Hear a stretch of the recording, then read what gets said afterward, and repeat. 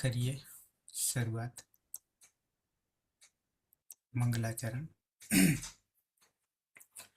અષ્ટાધ્યાયી જગન્માતા યસ્ય ચિત્તાत् સમુત્થિતા વેદાનાં ઉપકારાય તસ્મૈ પાણિનયે નમઃ. નમસ્કાર, આપ સર્વેનું સ્વાગત છે. આપણે પાણિનીય અષ્ટાધ્યાયી જોઈ રહ્યા છીએ. એમાં વર્ણમાતૃકા પ્રમાણે વર્ણ, સ્વર, વ્યંજન કે પછી સ્વર, અંતસ્થ, વ્યંજન અને ઉષ્માક્ષર, એને બે રીતે આપણે જોયા. આમ ત્રણ રીતે. વર્ણમાતૃકા પ્રમાણે હ, ઈ, ઉ, રૂ, ઋ, એ, ઐ, ઓ, ઔ, અને એ જ વ્યંજનને ક, ખ, ગ, ઘ, ચ, છ, જ, ઝ, ય, ટ, ઠ, ડ, ઢ, ણ, ત, થ, દ, ધ, ન, પ, ફ, બ, ભ, મ, સ, સ, સ, હ, ય, વ, ર, લ, એ 42. બાકીના હજી વર્ણો છે પણ એ સંયુક્ત છે, જેને તમે જોડાક્ષર પણ કહી શકશો. એ પણ આવશે આગળ. કેટલાક હજી નથી આવ્યા, એ પણ જોઈ લેશું. જેને વહન કરી રહ્યા છે, સ્વતંત્ર નહીં, વર્ણોમાં આવીને વહન કરે, એ પણ જોઈશું. એવા 8 છે, 4 મુખ્ય છે. વર્ણમાતૃકાને સાચી રીત માહેશ્વર સૂત્ર ભગવાન પાણિનીએ આપણને આપ્યા છે. આમ શિવજી આપ્યા, પણ ખબર પડી હતી પાણિનીને. એ પણ 16 અને 21માં વર્ણના આધારે.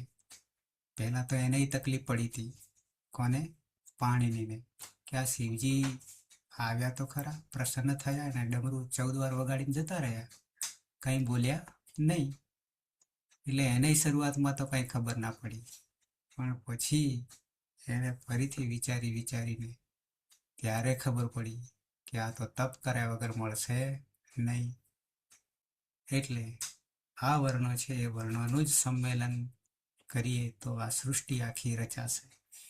એવી સૃષ્ટિ રચાશે જ્યાં ન પહોંચે રવિ ત્યાં પહોંચે કવિ. આટલી મહાન સૃષ્ટિ બની રહે છે. તો માહેશ્વર સૂત્ર પ્રમાણે 14 સૂત્રોમાં વર્ણોને જ ગોઠવ્યા છે, પણ મેથડ બદલાઈ ગઈ છે, અલગ રીતે કરી છે. એ વૈજ્ઞાનિક રીતે કરી છે, અને સાથે સાથે સંક્ષિપ્તતા પણ, લાઘવતા પણ લાવ્યા છે. કેટલી બધી લાઘવતા? તો કે 42 વર્ણોને જે બોલવા માટે સમય લાગે, લખવા માટે સમય લાગે, એ બધો સમય બચાવ કરીને ઉપનિષદ એવું કહે છે કે આપણું જીવન 100 વર્ષનું આયુષ્ય છે, હવે ઓછું થવા માંડ્યું છે. એનાથી શરીરની વૃદ્ધિ એ ઘટવા માંડી છે, જેમ જેમ સમય પસાર થાય તેમ તેમ. તો એટલા સમયમાં, ઓછા સમયમાં આ જ્ઞાન જે છે એ આગળ કોને મળ્યું હતું?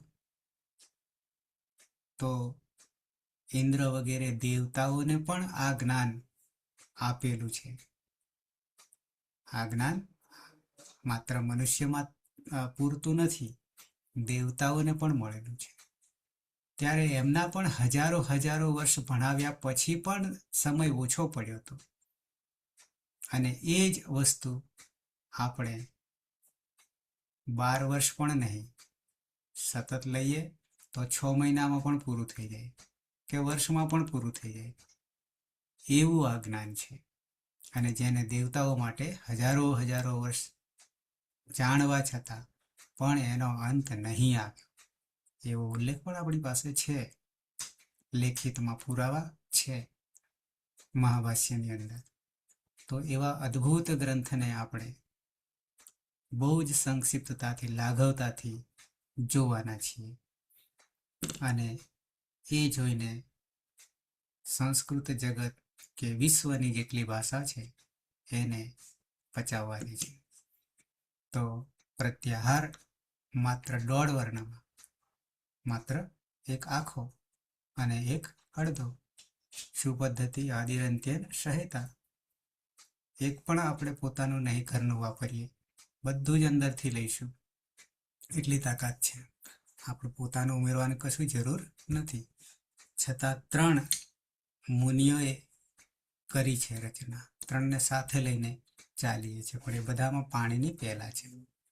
તો માહેશ્વર સૂત્ર 14, 42 વર્ણો, 42 વર્ણોમાંથી 42 પ્રત્યાહાર એટલે કે સંક્ષિપ્તતા. હવે આ પ્રત્યાહારોને યાદ રાખવા માટે તમારી રીતે કેટલીક ટેકનિક વાપરવાની છે. એમાં નંબર 1, અંતિમ વર્ણ જે ઈત્સંજ્ઞક હતો, 14 વર્ણો એવા આવશે. પહેલામાં અણ, બીજામાં ક, ત્રીજામાં અંગ, ચોથામાં ચ, પાંચમામાં ટ,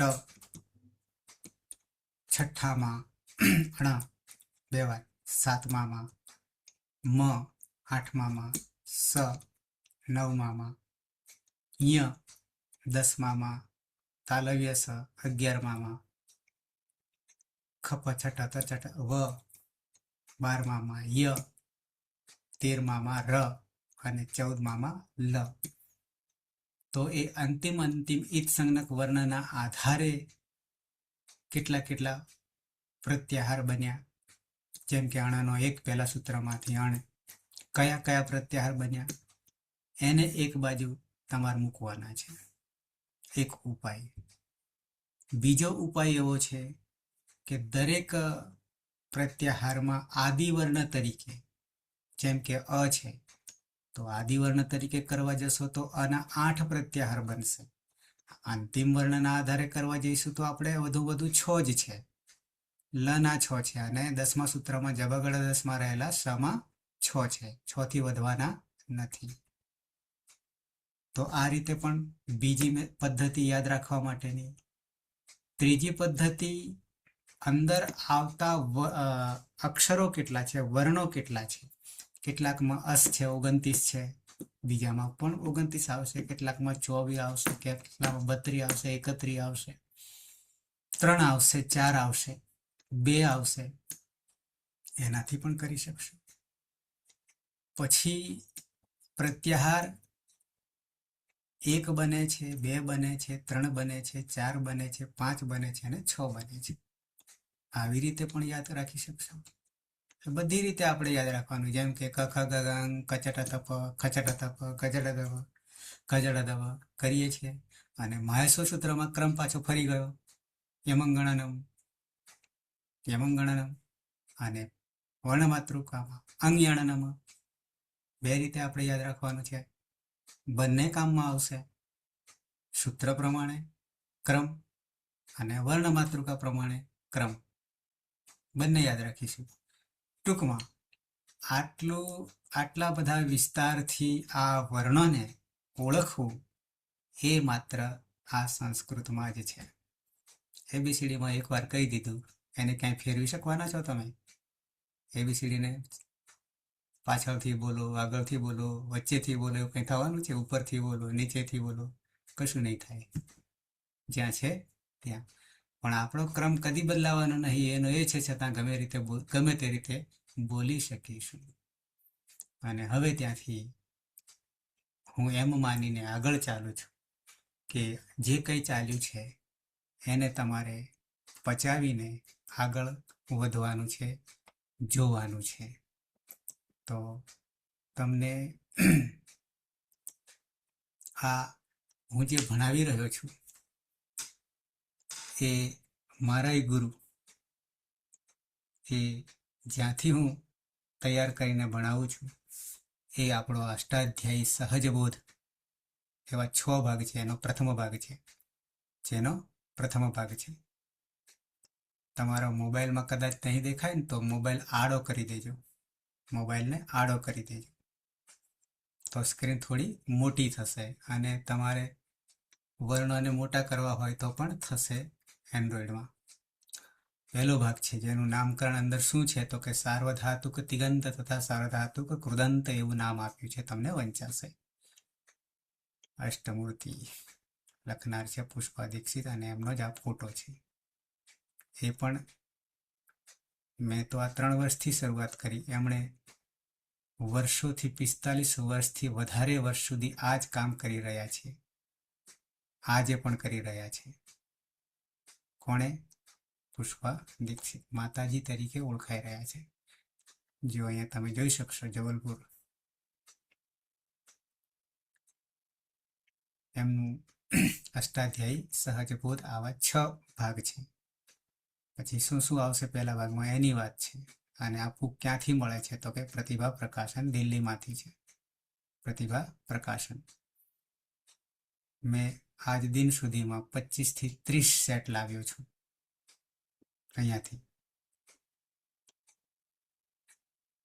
એનું નામકરણ પણ કર્યું છે. પાણીની આ પૌષ્પી પ્રક્રિયા, પુષ્પા પરથી પૌષ્પી એમનું પોતાનું પ્રદાન છે. અને આ પ્રદાન પણ એમણે એક નવી મેથડથી, નવી યાની ભગવાન પાણીનીએ જે રીતે આપી છે એને આત્મ સાક્ષાત્કાર કરી આપણને આપી છે.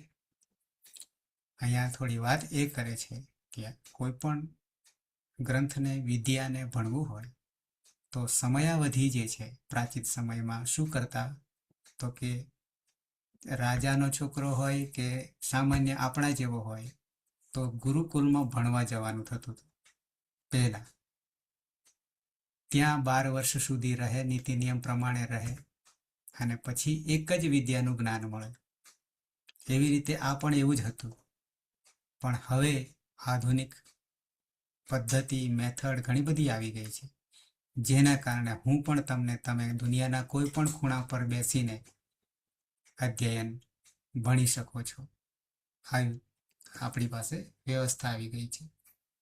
પછી તમને અમુક વાક્ય અહીંયા બતાવીશ કે જે કેટલા આપણને અસરકારક બની જાય છે. બરાબર છે. આ પ્રતિભાવો છે, એ પ્રતિભાવોમાં તમને એક પેરેગ્રાફ આખો છે, પણ જેમણે લખનાર છે એ આ આપણો ગ્રંથ કેટલો મહાન છે એની વાત અહીંયા કરી છે. જેમ કે અહીંયા લખ્યું છે કે વિશ્વ કે સારે ભાષા वैज्ञानिक इस विषय पर एक मत है कि महर्षि पाणिनि की अष्टाध्यायी जे આપણે જોઈ રહ્યા છીએ તે વિશ્વ કા सबसे वैज्ञानिक, અહીંયા તમને વંચાશે, તથા सबसे आश्चर्यजनक ग्रंथ है. આવો કોઈ ગ્રંથ બનવાનો નથી આના જેવો. इसमें केवल संस्कृत का व्याकरण नहीं है, अपितु इसमें ऐसा अद्भुत विज्ञान है जिसका आश्रय लेकर विश्व की किसी भी भाषा को व्याकृत किया जा सकता है.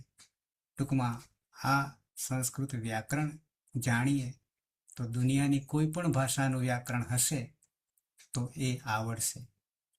इसलिए विद्वानों ने इसे मानव मेधा का सर्वोच्च निदर्शन माना है. બુદ્ધિનો વિકાસ કરવો હોય, મેધા એટલે બુદ્ધિ, તો આ ગ્રંથને જોવાનો, એક જ ગ્રંથને. પછી બાકીના વાંચીએ એટલે એને સમજ આવી જાય, એટલે બુદ્ધિનો વિકાસ છે. ઉનકે દ્વારા રચિત અષ્ટાध्यायी वस्तुतः विश्व विज्ञान है. બધું જ જ્ઞાન પડ્યું છે. जिसके जानने से विश्व के किसी भी विज्ञान को समझने की प्रतिभा विकसित हो सकती है तथा बुद्धि का परम प्रकर्ष होता है. બુદ્ધિનો વિકાસ કરવો હોય તો આ એક જ ગ્રંથ પૂરતો છે. એક સાધે સબ સધે. એટલું જ નહીં, કોઈને હરાવવો હોય, તર્ક શક્તિ વિકસિત હોતી है. બરાબર. આ જાણી લઈએ તો આપણે કોઈને સામે દલીલ ના કરી શકીએ. તથા મનોરોગો પર વિજય હો શકતી है. એટલું જ નહીં, રોગનું નિવારણ પણ થઈ શકશે આનાથી. કેવી રીતે? આપણું ઉચ્ચારણ શુદ્ધ હોય તો આપણું રુધિર છે એ નસે નસમાં ફરશે, આખું શરીરનું હલનચલન કરશે. અહીંયા તથાની જરૂર નહીં, અહીંયા એને છોડી દઈને. કિંતુ હવે પરિસ્થિતિ શું થઈ ગઈ, आफत શું આવી?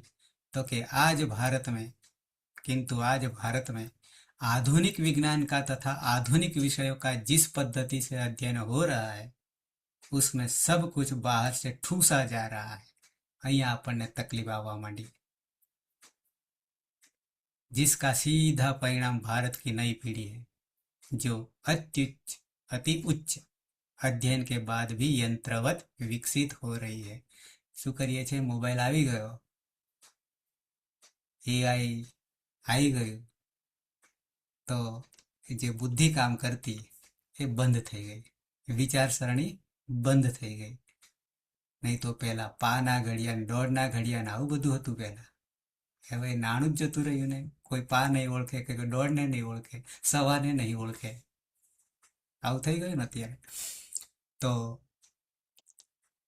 સમય સમયે કામ કરી રહ્યો છે, પણ અહીંયા યહ બડે ભયાવહ ભવિષ્ય કી સૂચના હે.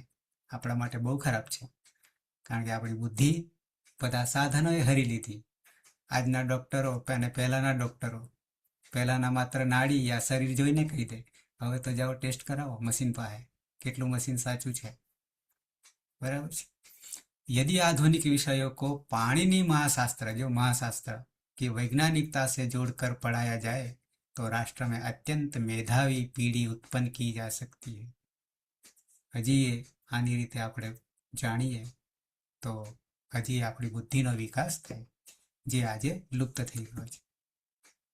पाणिनीय शास्त्र को हजारों साल से जिस क्रम से पढ़ाया जा रहा है वह क्रम पाणिनीय सर्वथा दूरस्थ क्रम है. એટલે આ જે ક્રમ જે છે એ લુપ્ત થઈ ગયો હતો અને ફરી પાછો એને સ્થાપના કરીએ છીએ. આટલી જ વાત મારે અહીંયાથી તમને કહેવી હતી, આગળ કહેવાની જરૂર નહીં. અને એ પછી આપણે જે વર્ણોમાં આવી ગયા છીએ એ વર્ણોમાં કેમ જરૂર પડી? આપણે તો કરવાના છીએ કંઈક શબ્દોને જાણવા માટે, સંસ્કૃતને જાણવા માટે, પણ એની જગ્યાએ આપણે શું કરવા બેઠા શરૂઆત? તો કે કક્કાને જાણવા બેઠા. એ પણ કેમ જરૂરી થયું એનું રહસ્ય પણ તમને ખોલું છું. સામાન્ય અહીંયા આ પહેલા પેરેગ્રાફમાં તમે જોશો, પહેલું સંજ્ઞા એટલે નામ, દરેકના નામ. વ્યાકરણ શબ્દશાસ્ત્ર, કેવું શાસ્ત્ર છે? શબ્દનું. એનાથી હું થોડો આગળ જાઉં તો વર્ણશાસ્ત્ર થઈ જાય છે. આ શબ્દ એટલા માટે કયો છે કે વર્ણનો સમૂહ જે છે, શબ્દ જેને પદ કહીશું, અને પદથી અર્થ નીકળે છે એટલે શબ્દ કહેવું પડ્યું છે. બાકી તો આખું વર્ણ વિજ્ઞાન છે. यह અત્યંત કઠિન है પહેલી દ્રષ્ટિએ. વ્યાકરણ નામ સાંભળે ને કોઈ પણ ભાષાનું તો એનું મોઢું જે છે એ વાઘનું છે, પણ જ્યારે જાણી લઈએ તો પછી એનું શરીર જે છે એ ગાયનું છે. એટલે પહેલા મોઢું જોઈને જ કે આ તો વાઘ છે, પણ શરીર કેવું છે? ગાયનું છે. પણ ક્યારે? મોઢાને મોહરાને હટાવી દઈએ ત્યારે. એટલે કઠિન લાગે છે. પછી हमारा संपूर्ण प्रयास यही है कि हम आपको इसकी दुरूहता से बचाए. तथापि व्याकरण में प्रवेश करने से पहले, व्याकरणમાં પ્રવેશ કરતા પહેલા સ્વર જે આપણે ઓલરેડી જાણી ગયા, વ્યંજન જાણી ગયા, માતૃકા પાઠ જાણી ગયા, મહેશ્વર સૂત્ર જાણી ગયા, પ્રત્યાહાર જાણી ગયા, બરાબર છે. તથા પાણિનીય સંજ્ઞાઓ એ હજી બાકી છે, આપણે હવે જઈશું. का ज्ञान तो होना चाहिए, इसी अभिप्राय से इन्हें बताया जा रहा है. પછી એક વાક્ય શબ્દ તમને જે આપણા માટે કામનો છે. भले ही इस पाठ को पढ़ते समय हमें लगे कि यह तो बच्चों जैसी बात है, कई स्वर व्यंजन मातृका पाठ महेश्वर सूत्र प्रत्याहार, પહેલી દ્રષ્ટિએ એવું લાગે કે મારા જેવો છે પ્રોફેસર 30-32 વર્ષ 35 વર્ષ ભણાવ્યું હોય ને તમે કક્કો પાછા ભણાવવા બેઠા, તમે બધા ભણી ગયા છો ને એવું લાગે પહેલી દ્રષ્ટિએ, આવું લાગે. પછી ખબર પડે કે ના, આવું તો બાકી હતું. તો बच्चों जैसी बात है, हम सीखने तो जा रहे हैं 10 लकारों के धातुरूप बनाना, धातुरूप, और पढ़ रहे हैं वर्णमाला, અને વર્ણમાલા અત્યારે શીખી રહ્યા છે. પરંતુ यह अपरिहार्य છે, નિવારણ કરી શકાય એવું નહીં. અહીંયાથી જ શરૂઆત કરવી પડશે, વર્ણોથી જ શરૂઆત કરવી પડશે, અને એ પણ ખૂબ જ ધીરજતાથી. નહીં તો શું દશા થશે તે આટલા વાક્યમાં કહી દીધું છે. પદે પદે ન આવડે તો ઠોકર ખાવી પડે. બાળપણમાં ચંપલ ના પહેરીએ તો ઠેસ વાગે છે, અને પછી ત્યાંને ત્યાં જ વાગે. તેમ આ વર્ણો જો નહીં આવડે તો આપણી દશા પણ આવી થાય. હવે જે આપણે સિદ્ધ કરવા જઈ રહ્યા છે એ આટલો ક્રમ છે આપણી પાસે. 3978 સૂત્રો એટલે સંક્ષિપ્તમાં માળા બનાવી છે. એને જાણવાનું છે, પચાવવાનું છે. અને જ્યારે પચી જશે તો એક પણ વર્ણ આપણને ગોખવાની વાત નહીં, યાદ રહી જશે. આટલી તાકાત આમાં રહેલી છે. આ વર્ણ માતૃકા જાણી ગયા. અહીંયાથી સંજ્ઞાઓ શરૂ થઈ એટલે કે નામ શરૂ થયા. એમાં પહેલો સંજ્ઞા એટલે નામ આપણને વર્ણ અથવા અક્ષર.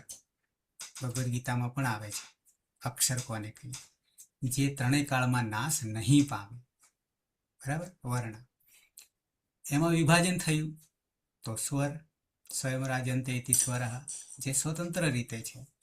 કેવી રીતે સ્વતંત્ર? જેમ કે અહીંયા અ બોલીએ તો આપણે અનુભવી શકીશું આ 99, કોઈની જરૂર નહીં પડે. અ, ઈ, ઉ વગેરે 9. પણ વ્યંજન જે છે અન્વક ભવતી વ્યંજન, આ વ્યાખ્યા જે છે હું પછી સમજાવીશ, અત્યારે નહીં સમજાવું. તો એ સ્વતંત્ર નહીં, એને બોલવા માટે ઉપરના સ્વરની જરૂર પડે છે. મેં તમને પનિહારીનું ઉદાહરણ આપ્યું હતું. પછી આ 33 વર્ણમાતૃકા. પછી રહસ્ય ખોલતા ખોલતા કેવી રીતે ખોલે છે? તો વર્ણમાતૃકામાં જેમ કે ક, ખ, ગ, ઘ, અંગ, અહીંયા તમને હું હાઇલાઇટ કરતો જઈશ. આવો એક વર્ગ બનાવ્યો છે. 5નો, 5 5 25. કેમ આવું કરવા પડ્યું?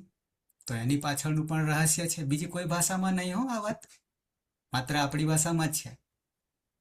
તો અહીંયા 5 છે તો એ ક્યાંથી નીકળવાના છે? કંઠમાંથી. બધા નાભીમાંથી છે પણ કંઠમાં આવીને પ્રગટ થાય છે આ 5.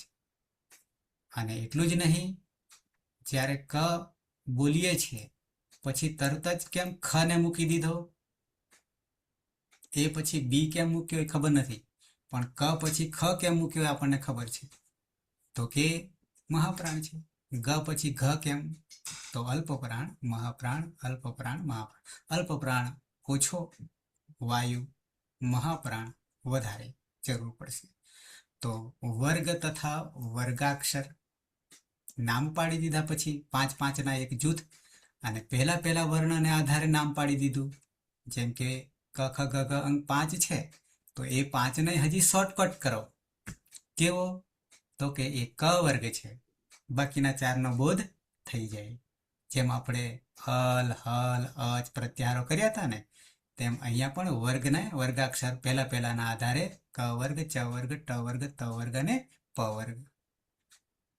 આવી રીતે પણ એ પોતપોતાના ઉચ્ચારણ સ્થાનને આધારે પાછા 5 5નું વિભાજન એ આગળ જોઈએ છે, આવશે. તો આ 25. પછી આ છઠ્ઠા ક્રમે આ તમારા માટે બિલકુલ નવો શબ્દ હશે. છઠ્ઠા ક્રમે દેખાય છે તે શું દેખાઈ રહ્યું છે? વંચાઈ રહ્યું છે કનૈયાલાલ? છઠ્ઠા ક્રમે હે ચશ્મા પહેરા નથી એટલે દેખાતું નથી. ચશ્મા, અચ્છા. અશોક અડિયોલ મોટા કરવું પડશે. લો, હવે દેખાશે કદાચ. શું વંચાય છે અહીંયા? ઉદિત. ત હલંત છે. ઉદિત, બરાબર છે. આ ઉદિત વર્ણો એમ કહેવામાં આવે છે. આ 9 નામ તમને મળશે. આ 25 જે વર્ણો છે ને એ 25માંથી કુચુટુતુપુ દેખાય છે. એ તે ઉદિત, કુચુટુતુપુ એ તે ઉદિત, આવું કહ્યું છે. તો કેમ ઉદિત કહ્યું છે એ હું તમને આગળ હજી સમજાવીશ. એનું સૂત્ર આવે છે ત્યાં સમજાવીશ. ગેટ પાસમાં એન્ટ્રી કરીશું ત્યારે સમજાવીશ. ખાલી અત્યારે ઉદિત રાખીએ છીએ. ઉદિતમાં દરેકમાં જે કુચુટુતુપુ ક, ચ, ટ, ત, પ એમાં ઉ રહેલો છે ને, દરેકમાં ઉ, એ ઉની ઈત સંજ્ઞા થાય છે. આવું આગળ આપણે જાણીશું. અને ઈત સંજ્ઞા થવું એટલે 14 માહેશ્વર સૂત્રોમાં અંતિમ વર્ણ આવ્યા ને, 14 14માં તો એની આપણે ઈદ સંજ્ઞા કરીને એનો લોપ કરવાના છે. તસ્ય લોપ દર્શનમ લોપ. તેમ અહીંયા દરેકમાં કચટ તપમાં ઉ રહેલો છે એની ઈદ સંજ્ઞા થઈ ગયેલી છે અને પરિણામે આ ઉદિત વર્ણો કહીશું એ તે આ બધા બહુવચન છે. એટલે શોર્ટકટમાં પછી કચટ તપ કરી નાખ્યું. હું તમને આગળ સમજાવીશ આને. ઓકે, તો ક વર્ગ, ચ વર્ગ, ટ વર્ગ, ત વર્ગ અને પ વર્ગ. એ ઉદિતની જે વાત જે આગળ પછી નામકરણ આવશે. અને કેવું નામકરણ આવશે? તો કે જેની જેની ઈદ સંજ્ઞા થશે તે નામકરણ નવું બનશે. જેમ કે કની ઈદ સંજ્ઞા થાય એટલે ક જતો રહે તો એને કીત કહેવાય, ગ થાય તો ગીત કહેવાય, ખ થાય તો ખીત કહેવાય, પ હોય તો પિત્ત કહેવાય. આવું બધું આગળ આપણે જાણીશું. અચ્છા, પછી અહીંયા 7મા નંબરે દેખાય છે સ્પર્શ. સ્પર્શ કાદયો માવસાના સ્પર્શાહ ક આદય વગેરે. ક વગેરે જે 25 છે ને આપણા, એ 25 ક આદિમાં છે. આદય ક આદિમાં છે, પહેલો છે. અને મા અવસાના, અવસાનનો અર્થ કરીશું નાશ નહીં પણ છેલ્લો, એના પછી કાંઈ ના હોવું. અવસાન શું આગળ આવશે આ શબ્દ સંજ્ઞા તરીકે. અવસાન એટલે પાછળ ન હોવું, ખાલી પાછળ ન હોવું. મ અવસાના, મા અવસાના. ક આદિમાં છે અને મ અંતે છે. એટલા વર્ણોને શું કહીશું? 25ને સ્પર્શ વ્યંજનો, સ્પર્શ વર્ણો કહીશું. સ્પર્શ એટલે શું? તો કે એ જ્યારે ઉચ્ચારણ કરીશું ત્યારે આપણી જીભ છે એ જુદા જુદા ભાગોમાં આપણને સ્પર્શ કરશે, દાંતમાં કરશે વગેરે વગેરે. એટલા માટે સ્પર્શ. બરાબર છે. પછી અંતસ્થ યરલવ, જેને આપણે શોર્ટકટ પ્રત્યાહાર યણ કહ્યો હતો. યણો અંતસ્થ, યણ અંતસ્થ. બરાબર છે. પ્રત્યાહાર યણ બનાવ્યો હતો. 4ને હજી શોર્ટ કરી દીધું 1.5માં. પછી ઉષ્મ, ઉષ્મ એટલે ગરમ હવા. સલ, અહીંયા સલ ઉષ્માણ. શલ અહીંયા વિસર્ગ આવશે પણ પાછળ ઉ બેઠો છે ને એટલે લોપ થઈ ગયેલો છે. એ આપણે સંધિમાં જોઈશું.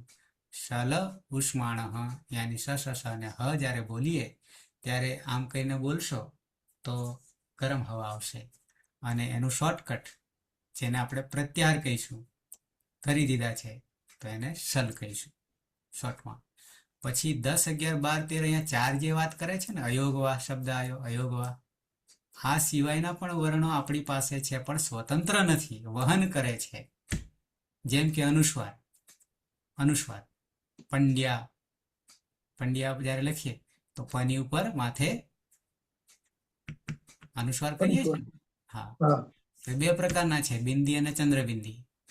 તો એવા પછી વિસર્ગ, ક્યાંય વિસર્ગ સ્વતંત્ર નહીં. તો એ અનુસ્વાર અને વિસર્ગ એ હંમેશા અચની પાછળ આવે, હલની પાછળ ક્યારેય નહીં આવે.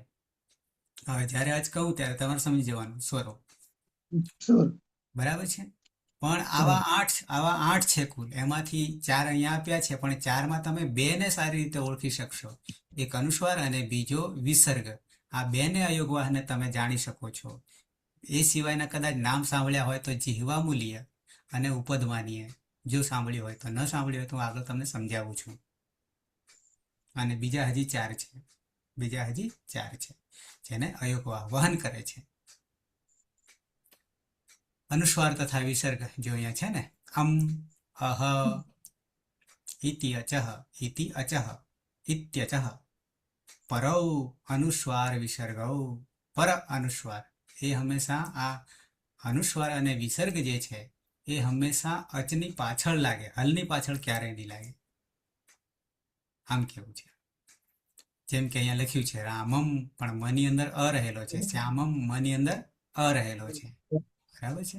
પછી રામ, પછી વિસર્ગ લાગ્યો છે ને રામ હ, તો મની પાછળ અ છે અને એ અને લાગ્યો છે. એટલે આપણે જ્યારે હવે વર્ણોને શીખીશું ને તો એમાં ધારો કે રામ છે, આ વિસર્ગને હાલ બાદ કાઢી લઈએ. આ રામ છે તો તમને અહીંયા વર્ણો કેટલા દેખાય રામમાં? આ રામમાં હાલમાં તો સર 2 દેખાઈ રહ્યા છે. 2 દેખાઈ રહ્યા છે ને. વાસ્તવમાં બે બે બે નહીં, એમાં ચાર છે. ચાર છે. ર હલંત વત્તા આ વત્તા મ હલંત વત્તા અ, અને આમાં પાછળ વિસર્ગ. આવી રીતે આપણે સંસ્કૃતને જાણવાનું થશે. જેનું એક આગળ નામ આવશે આનુપૂર્વી આવશે. શું આવશે? આનુપૂર્વી આવશે. આનુપૂર્વી, અનુવૃત્તિ, નવા નવા શબ્દો આવશે જે દુનિયામાં તમે કદી આ માણસોને જોયા નહીં. એ દુનિયા આપણે જોવાની છીએ. આપણી સામે ફરે છે પણ આપણને ખબર નથી. એને આપણે જાણવાના છીએ. ઓકે, તો આ જીહવા મૂલ્ય જે છે એ હું તમને આગળ સમજાવું છું. જીહવા મૂલ્ય અને ઉપદમાનીય, આ વસ્તુ તમને ખાલી સાંભળવામાં આવી છે, ક્યાંક ભણવામાં પણ આવી છે, પણ જે રીતે હું સમજાવીશ એ રીતે ભણવામાં નથી આવી. એ હું આગળ તમને ઉદાહરણ સાથે કહું છું. ક્યારે કહીશ? તો કે હજી એનું ઉચ્ચારણ સ્થાન આવશે ત્યારે તૈયારી છે. પછી મેં તમને કહ્યું હતું 14-15માં કાર અને ઈફ. તો દરેક વર્ણને જેમ કે કમળનો ક નહીં, કકારનો ક, અકારનો અ, બરાબર છે, એને કાર કહેવાય. એને કાર કહેવાય. દરેકની પાછળ કાર લગાવવાનો છે. પણ ઈફ પ્રત્યય જે છે, વર્ણાત્કાર, વર્ણની પાછળ કાર લગાવવાનું, અને રાદીફ એક વાર્તિક છે, અને એ વાર્તિક આપણો ર જે છે એને કાર નહીં લગાવવાનું, એ વાત કરે છે. રાદીફ લખ્યું છે ને પછી કૌંસમાં વા લખે છે ને, એ વાનો અર્થ આપણે વાર્તિક કરવાનો છે. વાર્તિક. તો રાદીફ એવું સૂત્ર છે, પણ એ એવું કહેવા માંગે છે કે આપણો ર છે એને રકાર નહીં કહો, એને રેફ કહો. શું કહો? રેફ કહો. સાચી ઓળખ. કેમ રેફ કહેવામાં આવે મેં તમને કહ્યું હતું કે ઘડીકમાં માથા પર બેસી જાય, ઘડીકમાં બગલમાં બેસી જાય, ઘડીકમાં પગની નીચે આવી જાય, ઘડીકમાં કમરમાં આવી જાય, ઘડીકમાં હની અંદર હૃદયમાં આવી જાય, પેટમાં આવી જાય, આવું બધું રના વિકારો આવશે. એટલા માટે રેફ કહીશું, રાદીફાથી. હવે અહીંયા જે આનુપૂર્વી છે શબ્દ આવી ગયો છે, તો સહેજ કહી દઉં તમને. આનુપૂર્વી શું કહ્યું છે? આનુપૂર્વી. તો જેમ તમને મેં રામ કહ્યું ને, રામ કહ્યું ને, તેમ ર વત્તા આ વત્તા મ વત્તા અ. જેમ કે અહીંયા લખ્યું છે બાલક. શું લખ્યું છે? બાલક. તો બાલકમાં દેખાય 3, વાસ્તવમાં છે 6. વાસ્તવમાં છે 6. તો 6માં શું કર્યું છે? તો કે સ્વર વ્યંજનોને જુદા પાડી દીધા છે, અને પરિણામે બ વત્તા આ વત્તા લ વત્તા અ વત્તા ક વત્તા અ,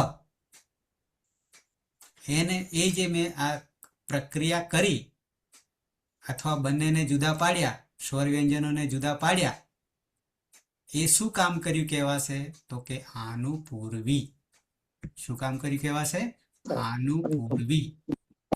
તો તમને હું જ્યારે આનુપૂર્વી કહું, અને આનુપૂર્વીની જરૂર પડવાની જ છે આગળ.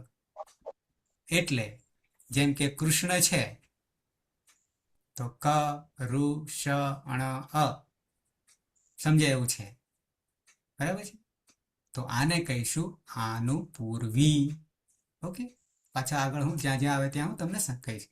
મહેશ્વર સૂત્ર જાણી ગયા છીએ, એનો એક પ્રસંગ છે, એ પ્રસંગ હાલ જરૂર નહીં કહેવાની, પણ આ 14 આપણે જાણી ગયા છે. અયુન રોલુક એવંગ એવ છયવરટ લાણ્ય મંગળનમ જબયગળ 10 જબગળ 10 ખપ ચટત ચટતવ કપય સસસર હલ.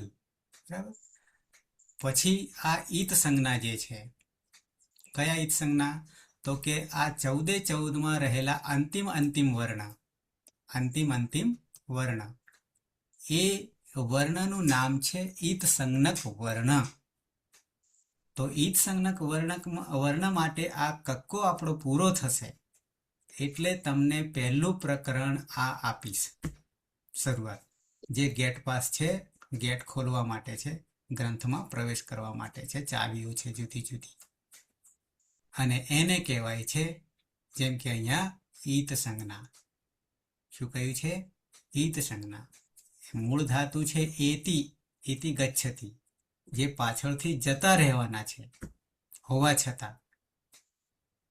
અને એને અદર્શનમ લોપઃ આવું સૂત્ર પણ આવે છે. પહેલા તસ્ય લોપઃ એનો લોપ થઈ જશે, અને લોપ થવું એટલે શું? તો કે અદર્શનમ લોપઃ, સૂત્ર બતાવીશ પછી.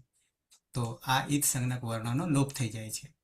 જેમ કે આ 14 ને આપણી ગણતરી ના કરી ને અંતિમને, તો એ કેવા છે? ઈદ સંજ્ઞક. અને જેટલાની ઈદ સંજ્ઞા થશે ને એ બધાને ગણતરીમાં નહીં લેવાના, લોપ થઈ જવાના છે. એ કામ કરવા માટે આવે છે, કામ કરી જાય છે, પણ પોતાની ગણતરી કરવાની નથી. એ શાના માટે આવેલા છે? તો એના માટે એક બીજું નામ છે ઈદ સંજ્ઞાનું, તો કે અનુબંધ. શું કહીશું એને? અનુબંધ.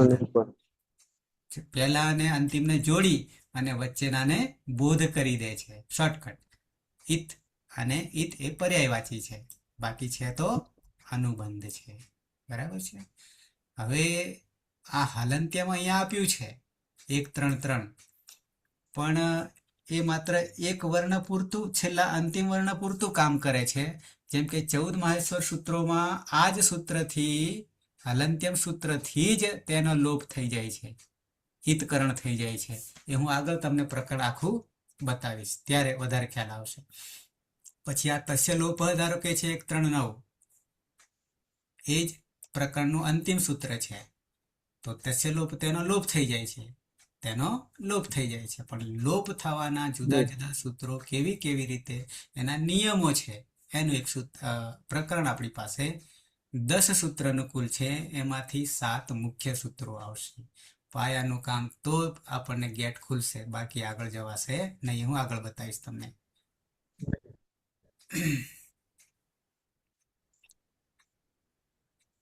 પ્રત્યાહાર બનાવવાનું તમને મેં આપી દીધું ને, બ્રહ્માસ્ત્ર 1 1 71, એને જાણી ગયા છે. આદિરંત્યન શહેતાથી આપણે 42 પ્રત્યાહારો બનાવ્યા, અને બનશે કુલ 52.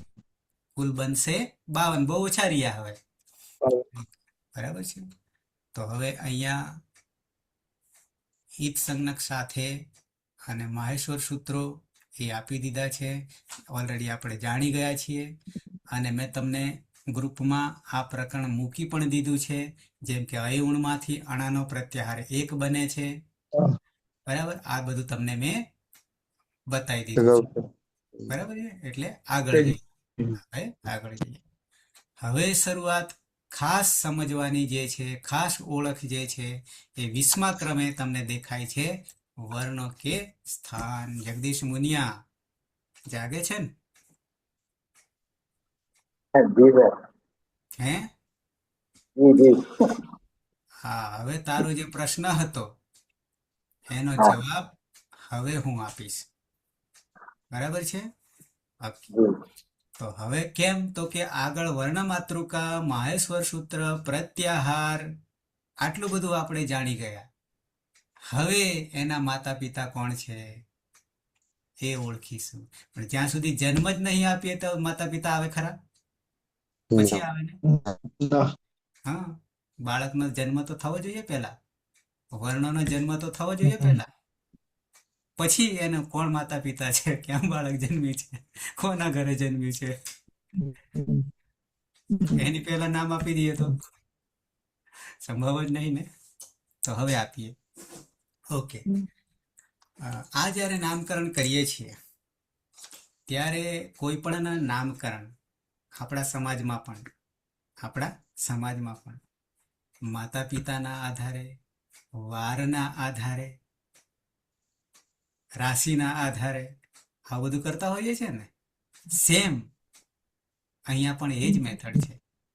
આ અનુભૂતિનો વિષય છે, ગોખવાનો, યાદ રાખવાનો વિષય નથી. એ બી તમને કહી દઉં. ક્યાંથી પ્રગટ થાય છે એ અનુભવવાનું છે, જાતે અનુભવવાનું છે. તો હવે આપણે એના કુળને, ક્યાંથી ઉત્પન્ન થાય છે, ક્યાંથી જન્મ થયો છે, કોણ જન્મદાતા છે, એ આપણે હવે ઓળખવાના છે. અને આ નહીં ઓળખીએ તો આપણું જ્ઞાન અધૂરું છે. કોઈ માણસને ઓળખવો હોય અને એને ખાલી નામથી જાણવાનો કોઈ અર્થ નથી. વિશેષ ડિટેલ જોઈશે ને. ઓકે, આવી જઈએ. હવે આપણી પાસે જે વર્ણો હતા તમને મેં બતાવ્યા, એ વર્ણોમાં સ્વરને પણ ધ્યાનમાં રાખવાના છે, અચને ધ્યાનમાં રાખવાના છે, હલને ધ્યાનમાં રાખવાના છે, યાની વ્યંજનને ધ્યાનમાં રાખવાના છે, અંતસ્થને ધ્યાનમાં રાખવાના છે, અને ઉષ્માક્ષરને ધ્યાન રાખવાના છે. બરાબર સમજજો. 4 બાબતને એકી સાથે લઈને ચાલવાની છે. કોને કોને? સ્વર, અર્ધસ્વર, અંતસ્થ જેને કહીએ છીએ, વ્યંજન અને ઉષ્માક્ષર. સલ. આ બધાને ધ્યાનમાં રાખીને આપણે એક સાથે ચાલવાના છીએ. કોણ કોના કુળનો છે એ જાણવા માટે. તો આવી જઈએ, શરૂઆત કરીએ. મેં આગળ સ્વર વ્યંજન જે કહી ગયો છું ને, એને જ લક્ષ આપવાનું છે. તો સૌથી પહેલા આપણે કયા વર્ણને સ્વરમાં લીધો તો યાદ છે? ચાહે માહેશ્વર સૂત્રમાં, ચાહે વર્ણ માતૃકામાં. પહેલો વર્ણ કયો શીખ્યા? અ શીખ્યા હતા ને? ઓકે.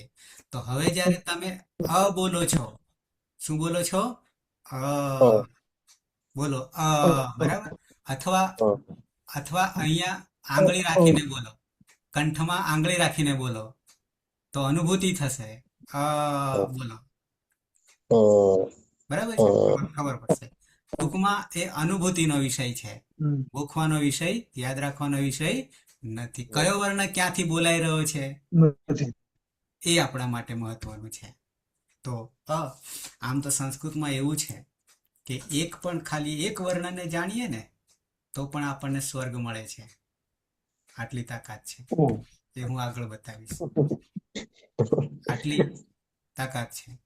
અને તે આપણો આ બ્રહ્માના કંઠમાંથી નીકળ્યો છે, આપણા કંઠમાંથી પણ નીકળવાનો છે. ક્લિયર? એ કોણ છે? અચ છે. કોણ છે? અચ છે, યાની સ્વર છે. જગદીશ, તમારો જવાબ હવે મળી જાય. ઓકે. બોલશો તો ખબર પડશે પાછો, એમને નહીં ખબર પડે. પછી તમને કુ દેખાય છે ને, આગળ આપણે ઉદિત આવ્યો હતા, આગળ કુચુટુતુપુ. હજી એની સ્પષ્ટતા આગળ કરવાની છે મારે. બરાબર. પણ કુ કહીશું, કુચુટુતુપુ, તો કુ બરાબર કેટલા સમજીશું? અહીંયા લખી દીધું છે, ક ખ ગ ઘ અંગ.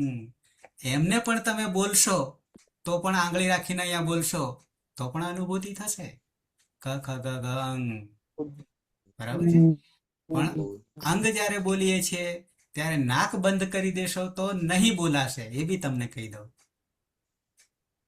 એ હજી આગળ આવે છે. પણ કુ નો અર્થ કરીશું. પહેલા તો ખબર પડી ગઈ. તો ક્યાંથી આવ્યો તો વર્ણ માતૃકામાં? સ્વરમાં પહેલો.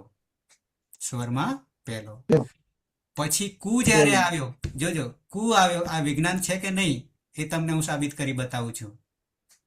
પહેલા સ્વરનો એક લીધો, પહેલો અચનો પહેલો લીધો, કનૈયાલાલ, પછી ક્યાં પહોંચી ગયા આપણે? વ્યંજનમાં પહોંચી ગયા. તો વ્યંજનમાં પણ પહેલો કોણ લીધો? ક લીધો, યાની કુ ક વર્ગ લીધો. ક ખ ગ ઘ 5 લીધા. તો સ્વરમાંથી એક સ્વરમાંથી પકડ્યો, અચમાંથી પકડ્યો, અને બીજો આખો વર્ગ પકડ્યો વ્યંજનમાંથી. એ પણ પહેલો જ છે, પેલામાં પણ પહેલો છે. તો કુ બરાબર 5 છે. વિજ્ઞાન, મેથડ, પદ્ધતિ. કુ શોર્ટકટ છે. અને પછી હામ ઉષ્માક્ષર છે, મહાપ્રાણ છે. પણ એ ક્યાં પડ્યો છે?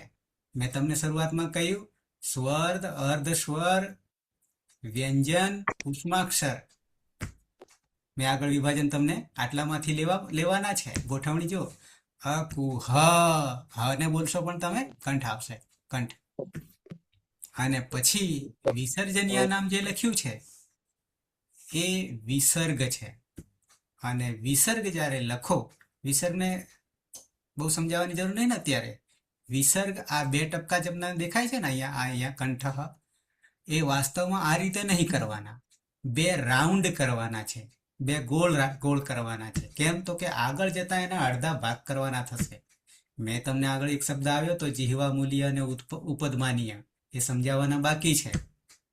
ત્યારે આ રાઉન્ડ રાઉન્ડ કરીશું બે, ત્યારે એને સમજીશું. એટલે વાસ્તવમાં 2 ટપકા નહીં વિસર્ગ કહીશું, પણ 2 ગોળ ગોળ રાઉન્ડ કરીશું ઉપર નીચે. એને દુઃખ આપણે ગુજરાતીમાં પણ આવે છે. એ વાસ્તવમાં વિસર્ગ નહીં, એ બીજું છે. એ આગળ તમને કહીશ. તો ફરી પાછા લઈ લઉં.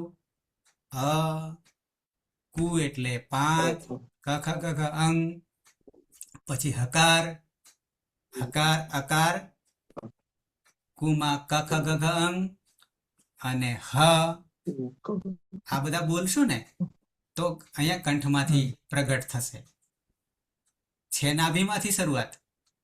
અને વિસર્જનીય નામનો એવું રૂપ બનાવી દીધું છે, પણ એનો વિસર્જનીય નો અર્થ કરીશું વિસર્ગ. શું કરીશું? વિસર્ગ. અને વિસર્ગ એટલે પાછળ કંઠ હ માં દેખાય છે ને, કંઠ હ. ઓકે, કંઠ. હવે કંઠ એ શું છે? આ ગળાનો ભાગ છે, કંઠનો ભાગ છે. તો હવે કેટલા કુલ થશે આમાં ખબર પડશે તમને ગણતરીમાં? આટલાનું ઉચ્ચારણ સ્થાન એના માતા કે આના પિતા કોણ છે? કંઠ છે. કંઠ છે. પણ કંઠમાં કેટલા થયા? હવે તમે ગણતરી આંકડો મને બતાવો તો. આંકડો બતાવો તો. કે પછી મારે ગણાવવા પડશે ને? 8 થયા ને 8 વિસર્ગ સાથે 8. હા, અતીતને ખબર છે, પણ બીજા કોઈ આવી ગયો જવાબ એટલે પછી બધા સરખું થઈ જાય. હું ગણાવું હવે. નંબર 1 અ. નંબર કુ જે છે ને, કુ બરાબર 5. કલમિતા અને જયશ્રી અને કુ બરાબર 5. અને કયા 5? ક ખ ગ ઘ અંગ. બરાબર, એટલે 5 ને 1 6. અને હકાર, હકાર 7. અને વિસર્ગ 8. થઈ ગયા 8. અ ઉ હ વિસર્જનીય નામ કંઠ. અ કુ 5, હકાર 7 અને વિસર્ગ 8. થયા કે નહીં થયા? જયશ્રી, કલમિતા થઈ ગયા? ઓકે. તો હવે ભૂલવા ના જોઈએ કે આના માતા પિતા કોણ છે? કંઠ છે. અને એ અનુભૂતિનો વિષય છે, ગોખવાનો વિષય નથી. ક્લિયર આટલું? ક્લિયર. હા, બરાબર. બોલતા રહેજો.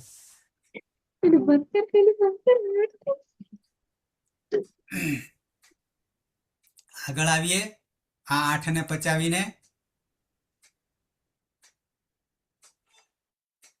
ક્રમ જે છે ને વૈજ્ઞાનિક, એકાદ લઈ લઉં, પછી આવતીકાલે કરીશું. હવે અહીંયા જોજો, કોણ આવ્યું પહેલા? મોટું કરવું પડશે. લાવ, અહીંયા કોણ આવ્યું પહેલા? હવે ઈ. બરાબર. ઈ ક્યાં હતો આગળ? આપણે ખાલી મને યાદ કરાવી આપો. ઈ ક્યાં હતો? ચાહે માહેશ્વર સૂત્ર કે ચાહે વર્ણમાતૃકામાં, ઈ ક્યાં હતો? કયા ક્રમમાં હતો? કયા ક્રમમાં હતો? બીજા ક્રમમાં. પહેલા ક્રમમાં હતો. છે વિજ્ઞાન આમાં? છે વિજ્ઞાન? તો બીજા નંબરનો સ્વર આવ્યો. બીજા નંબરનો સ્વર આવ્યો, જેને આપણે અચ કહીશું. હવે ઈ, ઈ. અ પછી ઈ આવ્યો. અ પછી ઈ આવ્યો. હવે તમને બીજી એક શરીર રચનાની વાત કરી દઉં. અને આ જે શરીર રચના છે આપણું, એવું જ સૃષ્ટિની રચના છે, એવી જ વર્ણોની રચના છે, એવી જ જગતની રચના છે. બધું એક જ છે. બધું નાભીમાંથી આવ્યું છે.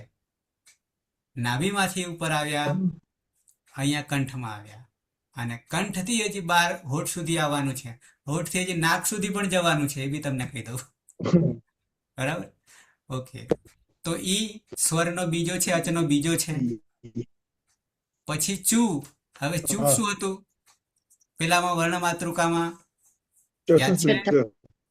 એ કુચુટુતુપુ યાદ છે? તો ત્યાં પણ બીજો ક્રમ છે કે નહીં? બીજો ક્રમ છે ને? ક વર્ગ પછી ચ વર્ગ બીજો વર્ગ છે ને? ક્રમશઃ લીધા છે. ક્રમશઃ લીધા છે. એટલું જ નહીં, આપણા શરીરના અંગ પણ ક્રમશઃ એ પ્રમાણે જ આવશે. જોજો. તો ઈ ચુ એટલે 5, ચ છ જ ઝ ય. જગદીશ, તમારા જવાબ હવે મળશે. ચ છ જ ઝ ય 5 અને 1 6. અને હવે કોણ એના પછી કોણ દેખાય છે? એના પછી કોણ દેખાય? ય દેખાય છે. આ ય ને ક્યાં સમાવેશ કરીએ છીએ આપણે? તમને વર્ણમાતૃકા મેં આપી દીધી. અંતસ્વર્ણ. અંતસ્થ વર્ણ છે. બરાબર છે. તો એક અંતસ્થ લીધો, એક વર્ગ લીધો, એક સ્વર લીધો, ય. પછી કોણ છે હજી? એના ય પછી કોણ છે? શ. શ દેખાય. પણ શ કયો છે? 3 શ છે આપણી પાસે. તાલવ્ય. તાલવ્ય. તો એનો ક્રમ કયો હતો? શની દ્રષ્ટિએ કયો ક્રમ હતો? જો યાદ હોય તો પહેલો જ હતો. 3 શમાં અથવા માહેશ્વર સૂત્રમાં પણ અને ઉષ્માક્ષરમાં, બીજી રીતે કહું તો સલમાં, ઉષ્માક્ષરમાં. હવે મેં તમને કહ્યું હતું શરૂઆતમાં, સ્વરને પણ ધ્યાનમાં રાખવાનું છે, વ્યંજનને ધ્યાનમાં રાખવાનું છે, અંતસ્થને ધ્યાનમાં રાખવાનું છે અને ઉષ્માક્ષરને ધ્યાનમાં રાખવાનું છે. અને એનું એક એક ગ્રુપ બની રહ્યું છે. તો ઈ ચ વર્ગ ચ છ જ ઝ ય યકાર અને સકાર. યકાર અને સકાર. ઈચુ યસા નામ. પછી શું લખ્યું? તાલુ, તાળવું, તાલવ્ય. તો આ તાળું ક્યાં રહેલું છે? કોઈ બતાવશે મને? આ તાળું ક્યાં રહેલું છે? અથવા તાળવું ક્યાં રહેલું છે? કોઈ બતાવશે મને? ઉપર. ક્યાં ઉપર? જીભના ઉપરનો ભાગ. હે? કોની ઉપરનો? જીભના ભૂમિકા, ભૂમિકા. જીભના ઉપરનો ભાગ, દાંતની પાછળનો ભાગ સર. જેવા દાંત પૂરા થાય ને, હમ. અથવા જે વૃદ્ધ છે જેના દાંત પડી ગયેલા છે અને જે ભાગ દેખાશે દાંત પછી તરત, એને આપણે શું કહીશું? તાળવું, તાલું, એટલે કે તાલવ્ય. તો હવે તમે પણ તાલવ્યમાં થાય છે શું? થાય છે શું? તો કે આપણી જીભ જે છે, જીભ, એ જીભ કેટલા વર્ણો છે? ગણી કાઢો તો, વર્ણ ગણો તો. કલ્મિતા, જયશ્રી, કેટલા વર્ણો છે આમાં? વર્ણો કેટલા છે કુલ? 8. હે? 9. 9 ને 8. 5 કયા કયા છે? ઈ. એક, ઈ એક. હા. ચ વર્ગના ચ ના 5, 5, 6. ય. યકાર 7, સકાર. સકાર 8. બસ પૂરું થઈ ગયું. હા. ત્યાં સુધી જવાનું છે. 8 જ છે. પહેલામાં કેટલા હતા? કંઠમાં કેટલા હતા? 8. 8 હતા. કયા કયા? અ, કુ, હ અને વિસર્ગ. હકુ, હ, વિસર્ગ. આમાં પણ કેટલા છે? 8. 8 છે. ટૂંકમાં દરેક સ્થાનને સરખા સરખા ભાગે વહેંચી આપ્યા છે. નહીં તો ઝઘડો કરે ને. સરખા ભાગે વહેંચી આપ્યા ને. પેલામાં અચમાં અચ 9 છે, તો પ્રત્યાહાર પણ કેટલા બનાવ્યા હતા? 9 બનાવ્યા હતા. વ્યંજનો કેટલા છે? તો કે 33. ત્યાં પણ પ્રત્યાહાર કેટલા બનાવ્યા હતા? 33. કુલ કેટલા છે વર્ણો? 42. તો પ્રત્યાહાર પણ કેટલા બનાવ્યા? 42. આ પાણીની મહાન નહીં? પાણીની મહાન નહીં? સંખ્યાને પણ હા, ધ્યાનમાં રાખે છે. ઓકે, હા. તો આમાં પણ 8 છે, પણ તાલવ્ય કેમ કહેવામાં આવે છે? ભાગ આપણે જાણી લીધો. તો આ વર્ણો 8 જ્યારે બોલીએ છીએ, સાંભળજો, બોલીએ છીએ, બોલીને આપણે અનુભૂતિ કરવાની છે, ત્યારે આપણી જીભ જે છે ને, જીભ એ બિલકુલ દાંતના મૂળિયામાં અડવી જોઈએ. દાંતના મૂળિયામાં અડવી જોઈએ. ઈ, ચ, છ, જ, ય, અને યમાં હજી એક ભાગ છે, નાક લેવાનું છે જોડે, અને ય અને સ, 8.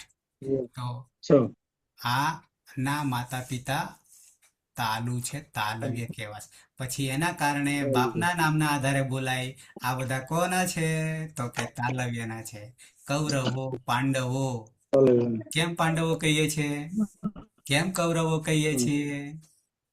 તો આવું જ અહીંયા થયું ને. આ વર્ણોને પણ કંઠ્ય, તાલવ્ય, બરાબર છે. એ નામ કોના આધારે પડ્યા? એના માતા પિતાના, બાપાના આધારે, કે બરાબર છે. તો આજે આટલે જ રાખીશું. અકુહ વિસર્જનીય નામ કંઠ, ઈચુયેસા નામ તાલુ. બરાબર છે. એટલે હવે બાપને ભૂલતા નહીં. બરાબર, છોકરાને તો યાદ રાખીએ, પણ જોડે જોડે એના બાપા કોણ છે એ પણ યાદ રાખવું પડશે. ક્લિયર? અને આ યાદ રાખવાથી આગળ ઘણો બધો ફાયદો થવાનો છે.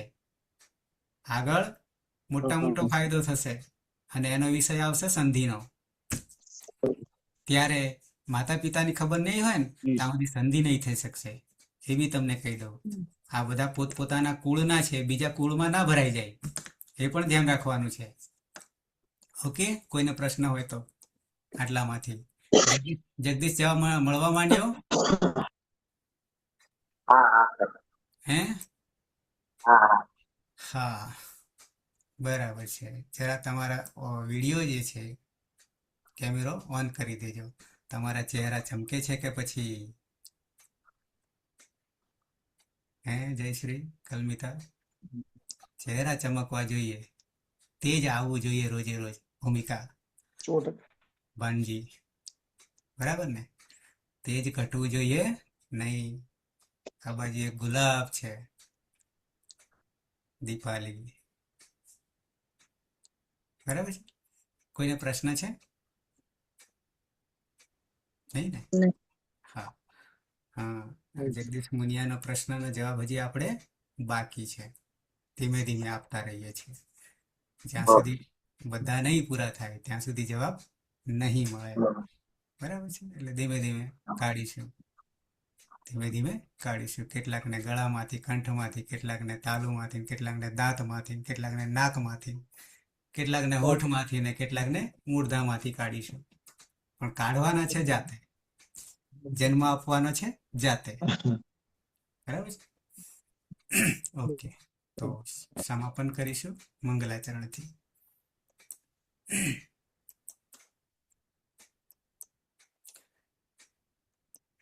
ટકેલા રહેજો, એ મહત્વનું છે, તો ચમકતા રહેશો.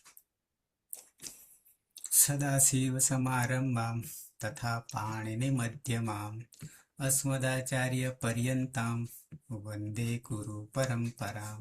વંદે ગુરુ પરંપરામ. વંદે ગુરુ પરંપરામ. શુભરાત્રિ. કાલે પાછા 10 વાગે. નવરાત્રી. શુભરાત્રિ. શુભરાત્રિ. શુભરાત્રિ. Yes, sir.